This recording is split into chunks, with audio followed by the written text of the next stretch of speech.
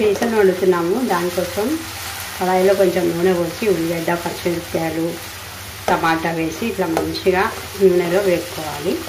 వేపునాక కొంచెం కొత్తిమీర, పుదీనా వేసి దానికి తగినంత ఉప్పు వేసుకోవాలి. కొంచెం చిటికెడు పసుపు కూడా వేసుకోవాలి. వేసుకొని ఇవన్నీ మంచిగా నూనెలో మంచిగా వేగిపోయిన తర్వాత ఇప్పుడు మనము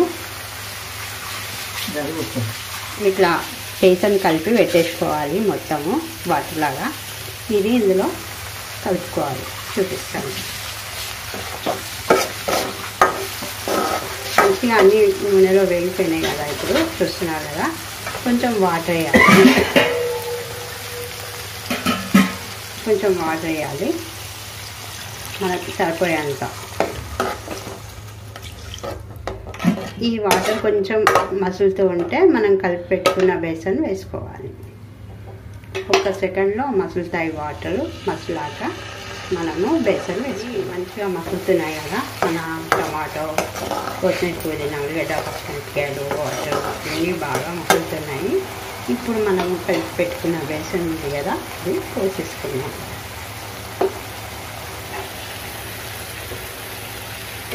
ఉండలు లేకుండా కలుపుకోవాలి. ఇలా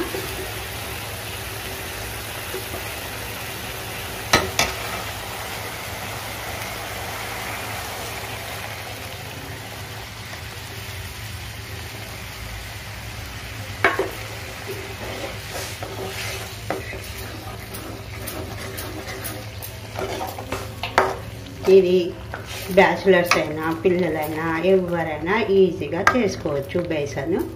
చూస్తున్నారు కదా, చపాతీలోకి, పూరీలోకి చాలా బాగుంటుంది. దోశలోకి చాలా బాగుంటుంది. ఇది ఇప్పుడు మేము పూరీలోకి చేసుకున్నాము. మన బేసన్ రెడీ అయిపోయింది. ఒక 2 minutes పెట్టి తీసేయాలి, అంతే.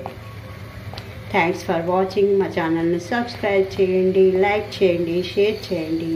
ప్లీజ్ పూర్తిగా వీడియో లాస్ట్ వరకు చూడండి. మీ ప్రోత్సాహమే మాకు ఎంతో ఎనర్జీ ఇస్తుంది. చూస్తున్నారు కదా, బేసన్ రెడీ అయిపోయింది. ఇంకా పలసగా కావాలైతే పలసగా, గట్టిగా కావాలైతే గట్టిగా ఇలా చేసుకోవాలి. పలసగా కావాలైతే కొంచెం వాటర్ వేసుకోవాలి. ఇంత గట్టిగా ఉండాలనుకుంటే ఇట్లానే ఉంచుకోవాలి.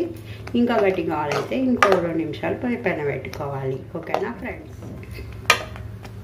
మీరు కూడా ఒకసారి ట్రై చేయండి, టేస్ట్ చెప్పండి.